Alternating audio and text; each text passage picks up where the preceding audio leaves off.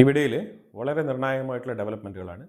നമ്മൾ രാവിലെ തൊട്ടേ അമേരിക്ക ഇറാൻ ചർച്ച ഇസ്ലാമാബാദിൽ നടക്കുന്നു. അപ്പോൾ അതിൻ്റെ എന്തെങ്കിലുമൊക്കെ ബ്രേക്ക് ത്രൂ ഡെവലപ്മെൻറ്റ്സ് ഒക്കെ വരുമെന്ന് വിചാരിച്ചാണ് ഇരുന്നത്. പക്ഷേ ഒരു ബ്രേക്ക് ത്രൂവും ഒരു ഡെവലപ്മെൻറ്റ്സ് വന്നിട്ടില്ല. കാരണം അമേരിക്ക അവിടെ പോയി കാത്തു കെട്ടി കിടക്കുകയാണ്.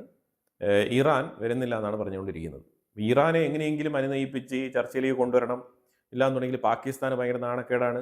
അങ്ങനെയൊക്കെ ഇപ്പോൾ പാകിസ്ഥാൻ്റെ പ്രൈം മിനിസ്റ്റർ ഷഹബാസ് ഷെരീഫ് ഇറാൻ്റെ കാല് പിടിച്ചുകൊണ്ടിരിക്കുകയാണ്. പാകിസ്ഥാൻ്റെ പത്രങ്ങളൊക്കെ ഇറാൻ്റെ ഡെലിഗേറ്റ്സ് വന്നിട്ടുണ്ട്. പക്ഷെ അവർ ഈ സ്ട്രേറ്റ് ഓഫ് ഹോർമോസുമായിട്ട് ബന്ധപ്പെട്ട വിഷയം, അതുപോലെ തന്നെ ഇസ്രായേൽ ലെബനൻ്റെ ഉള്ളിൽ നടത്തുന്ന അറ്റാക്ക്, ഇതിനെയൊക്കെ തുടർന്നുള്ള ആ ഒരു വിയോജിപ്പ്, ഡിസഗ്രിമെൻറ്റിലാണ് അവർ ചർച്ചയ്ക്ക് പങ്കെടുക്കാതെ ഇങ്ങനെ മാറി നിൽക്കുന്നത് എന്നുള്ള തരത്തിലുള്ള വാർത്തകൾ വരുന്നുണ്ട്. പക്ഷേ അതിനെ തുടർന്ന് JD വാൻസ് ഒരു പ്രസ്താവന പുറപ്പെടുവിച്ചിട്ടുണ്ട്. JD വാൻസ് പറഞ്ഞിരിക്കുന്നത്, കളിക്കരുത്, ഞാൻ അമേരിക്കയിൽ നിന്ന് വന്ന് ഇവിടെ കാത്തുകെട്ടി കിടക്കുകയാണ്, അപ്പം എത്രയും വേഗം വന്ന് ചർച്ച നടത്തിയിട്ട് പോകണം എന്ന് പറഞ്ഞിട്ട് അവിടെ ഇരിക്കുകയാണ്. Look, we're looking forward to the negotiation. I think it's going to be positive. We'll, of course, see, as the President of the United States said, if the Iranians are willing to negotiate in good faith, we're certainly willing to extend the open hand. If they're going to try to play us, then they're going to find that the negotiating team is not that receptive. So we're going to try to have a positive negotiation. The President has gave us some pretty clear guidelines, and we're going to see. So I hope you guys have a safe flight. We'll certainly take some questions later on, but for now, let's get on the plane and hit the road. Thank you all. ഇതാണ് ഇപ്പോൾ സംഭവം. അമേരിക്കയിൽ നിന്ന് Jared Kushner, Steve Witkoff, JD Vance 3 പേരുമാണ് ഇവിടെ എത്തിയിട്ടുള്ളത്. പക്ഷേ ഇപ്പോൾ ഇതിനകത്തൊരു കാര്യം മനസ്സിലാക്കണം.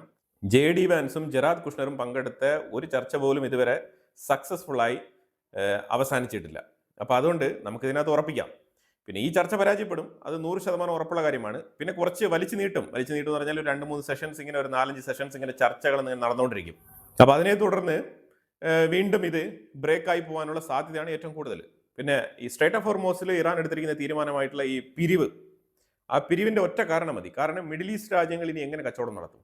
മിഡിൽ ഈസ്റ്റ് രാജ്യങ്ങൾ എന്ന് പറഞ്ഞാൽ UAE, Saudi Arabia, Qatar, Bahrain, Kuwait, ഈ രാജ്യങ്ങളൊക്കെ എങ്ങനെയാണ് ഇനി സ്ട്രേറ്റ് ഓഫ് ഹോർമോസ് കടന്ന് കച്ചവടം നടത്താൻ പോകുന്നത് എന്നുള്ളതൊരു വലിയ പ്രശ്നമായി വന്നിരിക്കുകയാണ്. അപ്പം UAE ആണെന്നുണ്ടെങ്കിൽ ഓൾറെഡി ഇതിനെ പറഞ്ഞു കഴിഞ്ഞു. അതായത് unconditionally straight of Hormuz open ചെയ്യുന്നത് അൺകണ്ടീഷണലി ആയിരിക്കണം എന്നുള്ള പ്രസ്താവനയൊക്കെ UAE പറഞ്ഞിട്ടിരിക്കുകയാണ്. പക്ഷെ ഇങ്ങനെ പറഞ്ഞിട്ടിരിക്കാനേ പറ്റുള്ളൂ.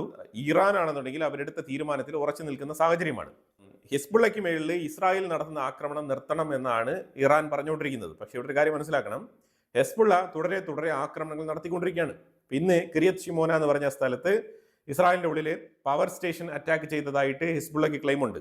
പക്ഷേ ഇസ്രായേൽ പറഞ്ഞിരിക്കുന്നത് പവർ സപ്ലൈ ലൈനാണ് അറ്റാക്ക് ചെയ്തിരിക്കുന്നത്, പവർ പ്ലാന്റ് അറ്റാക്ക് ചെയ്തിട്ടില്ല എന്നുള്ള ഒരു വാർത്ത ഇസ്രായേലിന്റെ സൈഡിൽ നിന്ന് വരുന്നുണ്ട്. അതേപോലെ ഇസ്രായേൽ തുടർച്ചയായിട്ട് ലെബനന്റെ ഉള്ളിൽ ആക്രമണങ്ങൾ നടത്തുന്നുണ്ട്. ഒരു സ്കൂൾ കേന്ദ്രീകരിച്ച് അവിടെ നിന്ന് റോക്കറ്റ് വന്നത് കണ്ടെത്തിക്കൊണ്ട് ആ ലൊക്കേഷൻ ട്രാക്ക് ചെയ്ത് കൃത്യമായിട്ട് സ്കൂൾ അടിച്ച് പൊട്ടിച്ച് കളഞ്ഞിരിക്കുകയാണ് ഇസ്രായേൽ. അതേപോലെ നിരവധി പേര് ലെബനന്റെ ഉള്ളിൽ ഇന്നലെ കൂടി വധിക്കപ്പെട്ടിട്ടുണ്ട്, ഹെസ്ബുള്ള മെമ്പേഴ്സ്. ഇതാണ് നിലവിലെ അവസ്ഥ. ഇങ്ങനെയാണ് മുന്നോട്ട് പോകുന്നത്.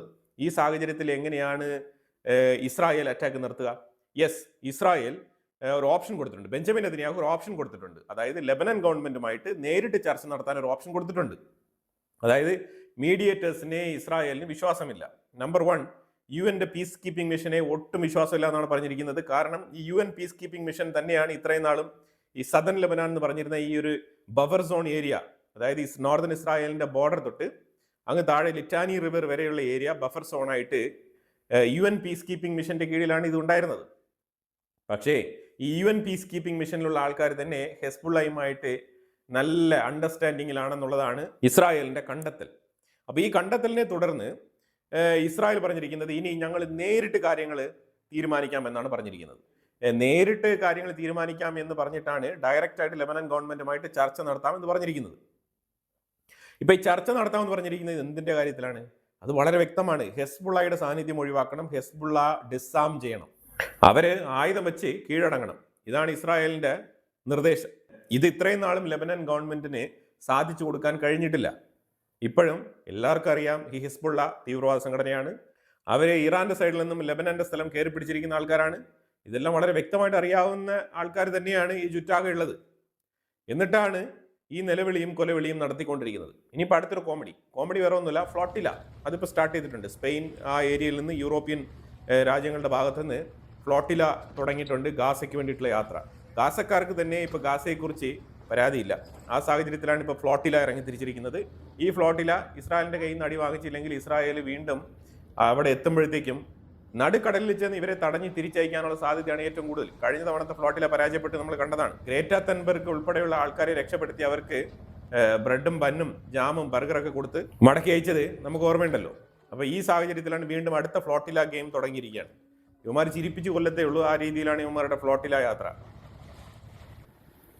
ഇസ്രായേൽ പറഞ്ഞിരിക്കുന്നത് IDF ഈ കഴിഞ്ഞ യുദ്ധം തുടങ്ങിയതിന് ശേഷം കഴിഞ്ഞ 40 ദിവസം കൊണ്ട് 1400 ഹെസ്ബുള്ള ഭീകരരെ വധിച്ചിട്ടുണ്ടെന്നുള്ള റിപ്പോർട്ട് ഇസ്രായേലിൽ നിന്ന് വരുന്നുണ്ട്. അതുപോലെ തന്നെ ലെബനന്റെ ഉള്ളിൽ മൊത്തത്തിൽ കൊല്ലപ്പെട്ടവരുടെ എണ്ണം 1800 ആണെന്നും കൂടി പറയുന്നുണ്ട്. പാകിസ്ഥാന്റെ ഡിഫൻസ് മിനിസ്റ്റർ ഖ്വാജ ആസിഫ് ഒരു ട്വീറ്റ് ചെയ്തിട്ടുണ്ട്. ആ ട്വീറ്റ് വേറെ ഒന്നുമില്ല, ഇന്ത്യയും ഇസ്രായേലിനെയും കുറിച്ചാണ് ട്വീറ്റ്.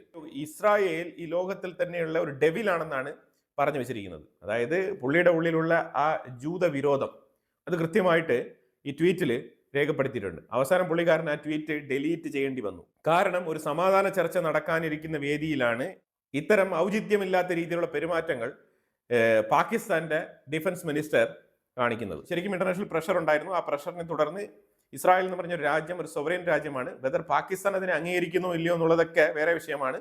അവരുടെ ഫണ്ടമെന്റൽ ബിലീവ് അനുസരിച്ച് ജൂവിഷിനെ ഏത് കാറ്റഗറിയിൽ പെടുത്തണം എന്നുള്ളതൊക്കെ പാകിസ്ഥാന്റെ ഉള്ളിലുള്ള പ്രശ്നങ്ങളാണ്. അത് പൊതുവേദിയിൽ എഴുതുമ്പോൾ ഇങ്ങനെ എഴുതാൻ പാടില്ല എന്നുള്ളത് വളരെ വ്യക്തമായിട്ട് പറഞ്ഞ് മനസ്സിലാക്കി കൊടുത്തതിനെ തുടർന്നാണ് പുള്ളിക്കാരൻ തന്നെ അത് റിമൂവ് ചെയ്യേണ്ട സാഹചര്യം ഉണ്ടായത്. അതിനുള്ളിൽ ഇന്ത്യയുടെ പേരും കൂടി പറഞ്ഞിട്ടുണ്ടായിരുന്നു. കാരണം അവർ ശത്രുക്കളായിട്ട് കരുതുന്നത് ഇന്ത്യയും ഇസ്രായേലിനെ മാത്രമാണ് എന്ന് പോയിന്റ് ഔട്ട് ചെയ്യുന്നുണ്ട്. അതായത് ഈ പീസ് ഡീൽ കൊലാപ്സ് ചെയ്യാൻ വേണ്ടിയിട്ട് ഇസ്രായേൽ ശ്രമിക്കുന്നു എന്നുള്ളതാണ് പാകിസ്ഥാന്റെ വാദം. പാകിസ്ഥാന്റെ കോൺസെപ്റ്റില് ഈ പീസ് ഡീലിനെ എങ്ങനെയാണ് കാണുന്നത് എന്നുള്ളത് നമുക്ക് കുറച്ചുകൂടി ഡീപ്പായിട്ട് നോക്കിക്കഴിഞ്ഞാൽ പാകിസ്ഥാൻ ഇതിനെ കാണുന്നത് അവർക്ക് കിട്ടിയ ഒരു അവസരമായിട്ടാണ്. ആ അവസരം എന്താണെന്ന് പറഞ്ഞാൽ തീവ്രവാദികളാണെന്ന് കാലാകാലങ്ങളായിട്ട് മുദ്ര കുത്തപ്പെട്ട ഒരു സൊസൈറ്റി, അതാണ് പാകിസ്ഥാൻ. ആ പാകിസ്ഥാന് ഒരു ക്രെഡിബിലിറ്റി ഉണ്ടാക്കി കൊടുക്കുന്ന പ്രവൃത്തിയാണ് ഡൊണാൾഡ് ട്രംപ് ചെയ്തിരിക്കുന്നത്. അതായത് അമേരിക്ക പോലത്തെ ഒരു ഗ്ലോബൽ പവർ, ഒരു സൂപ്പർ പവർ രാജ്യം മറ്റൊരു രാജ്യവുമായിട്ട് യുദ്ധം നടത്തിക്കൊണ്ടിരിക്കുകയാണ്. ആ യുദ്ധം അത്ര പീക്ക് ലെവലിൽ എത്തിയിട്ട്, അതായത് എൻറ്റയർ സിവിലൈസേഷനെ തന്നെ ഞാൻ തുലച്ചു കളയുമെന്നുള്ള രീതിയിലൊക്കെ പറഞ്ഞ് ഡൊണാൾഡ് ട്രംപ് പ്രസ്താവന പുറപ്പെടുവിച്ചിരിക്കുന്ന സാഹചര്യത്തിൽ ലോകത്ത് ഒരു രാജ്യത്തിനും അയാളെ കൺട്രോൾ ചെയ്യാൻ പറ്റാത്ത സാഹചര്യത്തിൽ കൃത്യമായിട്ട് പാകിസ്ഥാന്റെ prime minister Shehbaz Sharif Donald ട്രംപിന് കടിഞ്ഞാണിട്ട് ഈ യുദ്ധം കൂടുതൽ രൂക്ഷമാകുന്നതിൽ നിന്നും ഈ ലോകത്തെ രക്ഷപ്പെടുത്തി എന്നുള്ള തരത്തിലുള്ള ഒരു പേരാണ് ഇപ്പം പാകിസ്ഥാന്റെ പ്രൈം മിനിസ്റ്റർ ഷഹബാസ് ഷെരീഫിന് ഡൊണാൾഡ് ട്രംപ് നേടിക്കൊടുത്തിരിക്കുന്നത്. ഡൊണാൾഡ് ട്രംപിന്റെ അവസ്ഥയാണ് മറ്റൊരു രാജ്യങ്ങളും സഹകരിക്കാത്ത അവസ്ഥയിൽ പാകിസ്ഥാനെ വെച്ചിട്ട് ഇത് ചെയ്യേണ്ട സാഹചര്യത്തിലേക്ക് പുള്ളിക്കാരനെ എത്തിച്ചത്.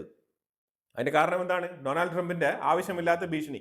യുദ്ധം കൃത്യമായിട്ടുള്ള ട്രാക്കിൽ മുന്നോട്ട് പോയിക്കൊണ്ടിരിക്കുന്ന സമയത്താണ് പുള്ളിക്കാരൻ ഇങ്ങനെ അഗ്രസീവായിട്ടുള്ള പ്രസ്താവനകൾ നടത്തിയത്. എന്നിട്ട് ഈ അഗ്രസീവായിട്ടുള്ള പ്രസ്താവന പിൻവലിക്കാൻ വേണ്ടിയിട്ട് പാകിസ്ഥാനെ ഉപയോഗിച്ചതാണ്. എനിവേ, ഇപ്പൊ അമേരിക്ക യുറേനിയത്തിൽ വന്ന് നിൽക്കുകയാണ്. യുറേനിയം എൻറിച്ച്മെന്റും സ്ട്രേറ്റ് ഓഫ് ഹോർമോസുമാണ് പ്രധാനപ്പെട്ട ചർച്ചാ വിഷയം. പക്ഷേ ഈ രണ്ട് വിഷയങ്ങളെക്കാളും ഇറാൻ പറഞ്ഞുകൊണ്ടിരിക്കുന്നത് ലെബനന്റെ ഉള്ളിൽ ഇസ്രായേൽ നടത്തുന്ന ആക്രമണമാണ്. അതായത് പ്രത്യേകിച്ച് ഹെസ്ബുള്ള ഭീകരർക്കെതിരെ ഇസ്രായേൽ നടത്തുന്ന ആക്രമണമാണ് ഇറാൻ മുന്നോട്ട് വെക്കുന്ന വിഷയം. ഇതിനകത്ത് ലെബനനിലേക്കുള്ള ഇസ്രായേലിന്റെ ആക്രമണം നിർത്തിയാൽ മാത്രമേ ഞങ്ങൾ ചർച്ചയിൽ പങ്കെടുക്കൂ എന്നാണ് ഇപ്പൊ ഇറാൻ പറഞ്ഞുകൊണ്ടിരിക്കുന്നത്. ഇനിയിപ്പം ഇന്ന് രാത്രി അഥവാ നാളെ ഇറാൻ അവിടെ എത്തുമോ എന്നുള്ളത് നമുക്കറിയില്ല. ഇറാന്റെ സ്റ്റേറ്റ് മീഡിയ ഇതുവരെ പറഞ്ഞുകൊണ്ടിരിക്കുന്നത് ഇറാനിയൻ ഡെലിഗേറ്റ്സ് പാകിസ്ഥാനിൽ എത്തിയിട്ടില്ല എന്നുള്ളതാണ് ഇറാനിയൻ മീഡിയ പറഞ്ഞുകൊണ്ടിരിക്കുന്നത്. പാകിസ്ഥാൻ പറഞ്ഞുകൊണ്ടിരിക്കുന്നത് ഇല്ലല്ല, അവർ എത്തി, അവർ ചർച്ചയ്ക്ക് വരും, അവർ ഇന്ന് വരും, വൈകുന്നേരം വരും, താമസിച്ച് വരും എന്നൊക്കെ പറഞ്ഞുകൊണ്ടിരിക്കുകയാണ്. അതായത് ഒരു സമയബന്ധിതമായി കൃത്യമായിട്ട് നടക്കേണ്ട ചർച്ച, രണ്ട് കൂട്ടരെടുത്തും കൃത്യമായിട്ട് ടൈം ലൈൻ പറഞ്ഞ് നടത്തേണ്ട ചർച്ച. ഒരു രാജ്യത്തിന്റെ റെപ്രസെന്റേറ്റീവ് വന്നു കഴിഞ്ഞാൽ അതേ സമയത്ത് തന്നെ മറ്റൊരു രാജ്യത്തിന്റെ കൗണ്ടർ പാർട്ട് അവിടെ ഉണ്ടാവേണ്ടതാണ്. അപ്പൊ ഈ സാഹചര്യത്തിൽ ഇത്രമാത്രം ലാഗ് ചെയ്ത് ഒരു ചർച്ച നടത്തേണ്ടതുണ്ടോ എന്ന് ചോദിച്ചു കഴിഞ്ഞാൽ ഇവിടെയൊക്കെ അമേരിക്കയുടെ പരിതാപകരമായിട്ടുള്ള അവസ്ഥയാണ് നമുക്ക് ഇവിടെ ചൂണ്ടിക്കാണിക്കാനുള്ളത്. ഇത്തരത്തിൽ വെയിറ്റ് ചെയ്യിപ്പിച്ച്, ചരിത്രത്തിൽ തന്നെ ആദ്യമായിട്ടായിരിക്കും അമേരിക്കൻ റെപ്രസെന്റേറ്റീവിനെ വിളിച്ചു വരുത്തി അപമാനിച്ച് വെയിറ്റ് ചെയ്യിപ്പിച്ച് ഡെലിഗേറ്റ്സിനെ താമസിച്ച് വരുത്തിപ്പിച്ച് ചർച്ച നടത്തുന്ന ഒരു ഈവന്റ് അത് ഇതായിരിക്കും. ഇതിൽ കൂടുതൽ വിശദീകരിക്കേണ്ട ആവശ്യമില്ല. കാരണം ഇസ്രായേലിന്റെ ഉള്ളിൽ കാര്യങ്ങൾ മാറി മറിയുകയാണ്. ഇസ്രായേലിന്റെ ഉള്ളിൽ ബെഞ്ചമിൻ നെതന്യാഹുവിന്റെ മേളിൽ നല്ലതുള്ള പ്രഷർ ഉണ്ട്. ഇസ്രായേലിന്റെ തീരുമാനം എന്താണെന്ന് പറഞ്ഞാൽ ലെബനൻ വിഷയം ഇസ്രായേലിന്റെ വിഷയമാണ്. ഇസ്രായേലിന്റെ സൊവറൈൻ വിഷയങ്ങളിൽ ഗ്ലോബൽ ചർച്ചയുടെ ആവശ്യമില്ല എന്നുള്ളതാണ് ഇസ്രായേലിന്റെ നിലപാട്. വാഷിംഗ്ടണിന് കൊടുക്കേണ്ട എക്സ്പ്ലനേഷൻ ഇസ്രായേൽ വാഷിംഗ്ടണിന് കൊടുത്തിട്ടുണ്ട്. അതുകൊണ്ട് ഇസ്രായേലിന്റെ ഉള്ളിലേക്ക് നടക്കുന്ന ആക്രമണത്തെക്കുറിച്ച് നിങ്ങൾ ബോധേഡാവുന്നില്ല. ഇസ്രായേലിന്റെ ഉള്ളിലേക്ക് ഓരോ മണിക്കൂറുകളിലും ഓരോ 30 മിനിറ്റ്സിലും ഹെസ്ബുള്ളയുടെ സൈഡിൽ നിന്നും റോക്കറ്റുകൾ വന്നുകൊണ്ടിരിക്കുകയാണ്. ആ സാഹചര്യത്തിൽ ഇസ്രായേലിന് അറിയാം എന്ത് തീരുമാനം എടുക്കണം എന്നുള്ളത്. അതുപോലെ തന്നെ ഇറാൻ യുദ്ധം ഇസ്രായേലിനെ കൺസൾട്ട് ചെയ്യാതെ ഒരു സുപ്രഭാതത്തിൽ അവസാനിപ്പിച്ചതിൽ, ഒരു താൽക്കാലിക വെടിനിർത്തൽ കൊണ്ടുവന്നതിൽ ഇസ്രായേലിന്റെ ഉള്ളിൽ നല്ല രീതിയിലുള്ള വിയോജിപ്പുണ്ട്. വിയോജിപ്പ് മീൻസ് കൃത്യമായിട്ടുള്ള റെജീം ചേഞ്ച് നടക്കാതെ ഒരു രീതിയിലും ട്രംപ് വിചാരിക്കുന്ന കാര്യങ്ങൾ നടക്കില്ല. ഇസ്രായേൽ വളരെ കൃത്യമായിട്ട് പറയുന്നത് റെജീം ചേഞ്ച് ഇല്ലാതെ IRGCക്കെതിരെ ഒരു തരത്തിലുള്ള കൺട്രോളോ നിയമങ്ങളോ ചർച്ചയോ എഗ്രിമെന്റോ ഡീലുകളോ സൈൻ ചെയ്ത് കഴിഞ്ഞാൽ അത് നിലനിൽക്കില്ല എന്നാണ് ഇസ്രായേൽ പറഞ്ഞു വെക്കുന്നത്. ഇത് വളരെ ക്ലിയർ കട്ട് മെസ്സേജ് ആണ്. ട്രംപിന് ശരിക്കും തലയ്ക്ക് ഓളമാണ്. ട്രംപ് ചെയ്യുന്നത് എന്താണെന്ന് ട്രംപിന് തന്നെ മനസ്സിലാകുന്നില്ല. ആ അവസ്ഥയിലാണ് കാര്യങ്ങളുടെ മുന്നോട്ട് പോക്ക്. അതായത് അത്ര ഡിഗ്നിറ്റി ഉള്ള ഒരു രാജ്യമായിരുന്നുണ്ടെങ്കിൽ ഇന്ന് ഇസ്ലാമാബാദിൽ അമേരിക്കൻ ഡെലിഗേറ്റ്സ് എത്തിയിട്ടുണ്ടെങ്കിൽ ഇന്ന് തന്നെയായിരിക്കണം ഇറാനിയൻ ഡെലിഗേറ്റ്സും അവിടെ എത്തേണ്ടത്. അങ്ങനെ ഇറാനിയൻ ഡെലിഗേറ്റ്സ് ഇന്ന് എത്തുന്നില്ല എന്നുണ്ടെങ്കിൽ അമേരിക്ക വാക്കൗട്ട് ചെയ്യേണ്ടതാണ്. പക്ഷെ അമേരിക്ക കാത്തിരുന്ന് ചർച്ച നടത്തുന്നെങ്കിൽ അതുപോലെ ഒരു മണ്ടത്തരം ലോകത്ത് വേറെ ഒരു രാജ്യങ്ങളും കാണിക്കില്ല എന്നുള്ളതാണ്. ഇങ്ങനെയാണ് കാര്യങ്ങളുടെ ഡെവലപ്മെന്റ്സ് ഇതുവരെ നടന്നിട്ടുള്ളത്. അപ്പോൾ എന്തായാലും കൂടുതൽ അപ്ഡേറ്റ്സ് അടുത്ത വീഡിയോയിൽ ഉൾപ്പെടുത്താൻ ശ്രമിക്കുന്നതാണ്. ഇതിനെക്കുറിച്ചുള്ള അഭിപ്രായങ്ങൾ കമന്റ് ബോക്സിൽ രേഖപ്പെടുത്തുക. Thank you so much.